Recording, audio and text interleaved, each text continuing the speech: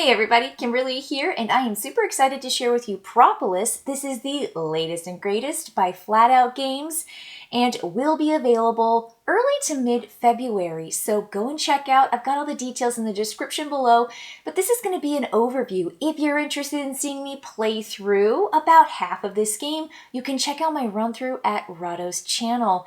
But I just want to share with you why I think this game is so accessible and fun and unique, because this is Flat Out's first worker placement game. But not only that, you've got tableau building, engine building, and area control just all married together in this lovely small box game that gives you that big box feel. Now, I don't have everything set up here as per the player count because I just want to show you what's in the box. Players are going to get this really great resource management table that keeps track of their yellow pollen all the way down to their purple. And as you can tell here with the resource capping, purple is the rarest and yellow is the most common. So when you see a purple, you better nab it up, or you can change out resources for other resources with this particular gray box. And yes, there is a wild that allows you to have any of the 5 when you gather enough to purchase a structure. So the way this works is you've got a bee. Now these are going to be your BEEPLEs, absolutely adorable. Wonderful use of meeples, but they're little bees. And you're going to send your worker bees out to these landscape cards. Now, you can put as many as you want on one particular card for your action. So let's say I come out here and I put one on the purple and I put one on the yellow. I go up in yellow, I go up in purple. That's the end of my turn. It's super fast, super easy. Players have 5 actions to pick from. That's one of them. Let's say play passes and goes around the table and it comes back to me. I can do the second action, which is not deploy my meeples, which I did in the first one, but this one is called fortify. I will lay down my bees on their side and I can pick any 2 on any landscape cards. This one's not restricted to the same card as is the deploy action. And now guess what? I get those resources. So I go yellow and I go purple. So those are 2 of the basic actions. The third action you might pick on your turn is to invest in a structure. Now these structures have a cost at the bottom that might include bees, and they include pollen requirements. So if I take a look at this guy right here, this says it costs a bee and it costs 5 purple.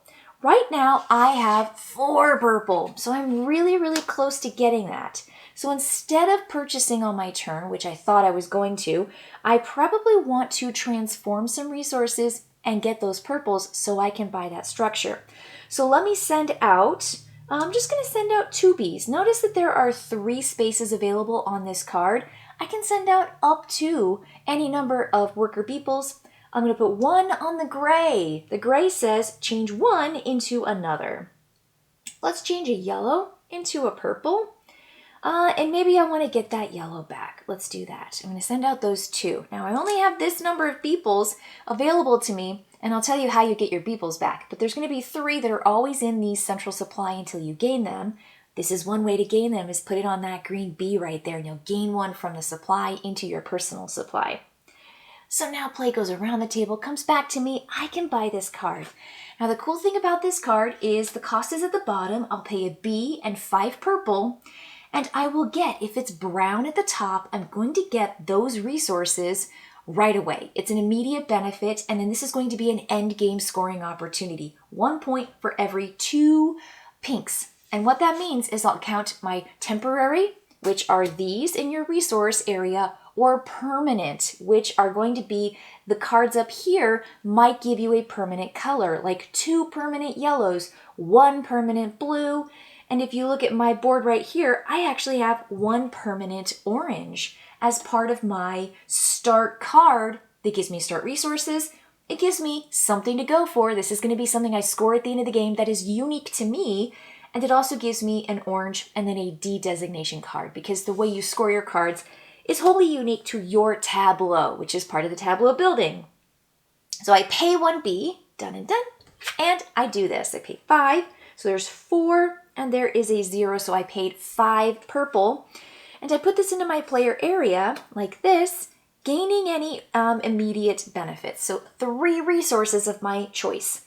It looks like if I come back and I get 2 purples, 1, 2, I can come and get this card almost immediately. So I got 2 of my 3 resources. What's my third one going to be? Let's get a pink. Pinks are a little bit tough to get. I know there's been a pink card out here. Anybody could have nabbed that up on their turn, probably because there are other players in this game putting out their bees in these available landscape cards. So I got my 3 resources. I'm going to flip this over. Here's the other cool thing. These cards are landscape cards, and they have any variety or combination of bonuses when you put your bees out for any kind of task. You allocate your workers, but on the other side are all the structures. So here's the structure, for example. It's just like the one I got, but instead of pinks, it's going to be blues. You'll gain resources immediately, and of course it has different requirements and costs. So this is how the game will work. Now, I haven't talked about one feature, which is once you have no completely empty landscape cards in a particular row, which there are multiple rows in the game. Again, this is just a sample. This isn't the full setup. I'm just giving you a taste. You're going to receive a wild for filling up a row. That's one of the bonuses of doing it. Then you're going to score the majority. This is going to be where that area control comes into play. You're going to look at the strength of your bees compared to the strength of the other player's bees. And everyone laying down is 2 points, and everyone standing up is 1 point. So that's another reason why you want to fortify your bees, not just to gain resources, but also to gain some power and strength in a particular row.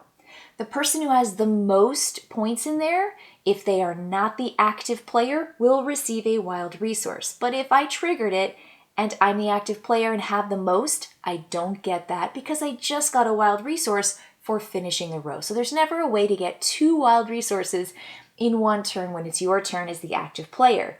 But the best thing about it is you're going to get all your workers back. The person who won the power struggle. So whoever had the most power will take all of their worker bees back. The card that's the rightmost empty card gets discarded. Everything is going to shift down and you're going to replace it. And that's how you get new landscape cards out. Now, the other thing about this is you are going to gain the workers back as essentially a free action. It's the coolest thing. It's the way you manage and strategize your bee worker placement. But you can do that as an action. So if you need your workers back, you can take back any number of bees and put them in your supply because you need them to deploy.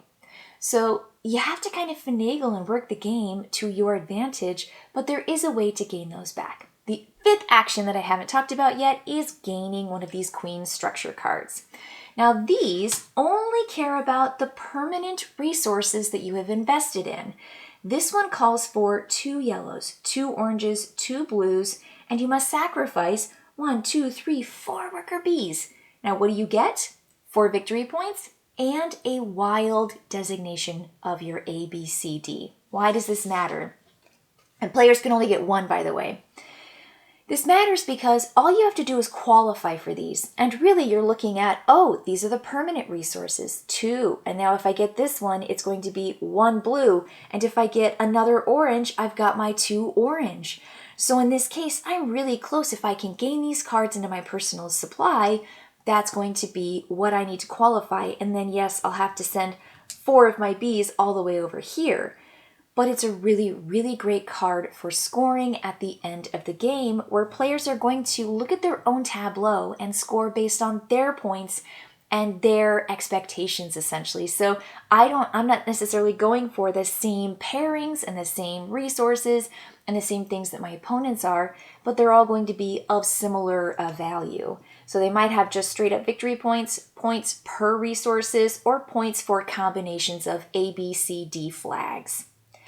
So that is going to be the overview of how you play this and why it's so fun. Now, if this sounds familiar to you, you might have played Splendor already. I think this game has some Splendor features in that you have permanent resources that you put in your player area, but you also have temporary resources. And if you want to use your permanent to purchase something, you don't lose it. It just stays there. You just don't have to pay as many temporary resources. And so it's really, really clever. And you also just get 1 queen structure card, much like you can go up and nab the noble cards. And those are for the permanent structures, essentially, not for the temporary structures. Very cute, very adorable, absolutely uber replayable because on the back side of the Queen's cards are all the starting cards, and there are a variety of starting cards with starting resources and initiative for who starts the game in the bottom corner. So tons and tons of replayability, and you're also going to get these solo cards for this solo version, and you're going to get a bunch of extras like a mini expansion, more Queen's cards and starting cards, and then also the landscape and the location cards. This has a lot of charm and is one of those 15 to 30 minute games that will absolutely capture people's attention. The BEEPLEs are adorable, the colors and the iconography super clear, and I love this resource board down here. Keeps track of all your resources, you can max out, and all you do is just simply move your tracker up and down when you gain or spend those. And I think the really clever mechanism is filling up the rows to gain the wilds, but also as majority winner of that area control to gain your BEEPLEs back into your play area. Just a lot to like here with Propolis.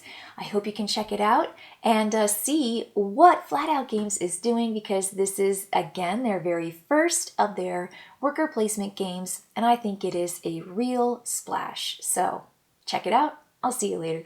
Bye.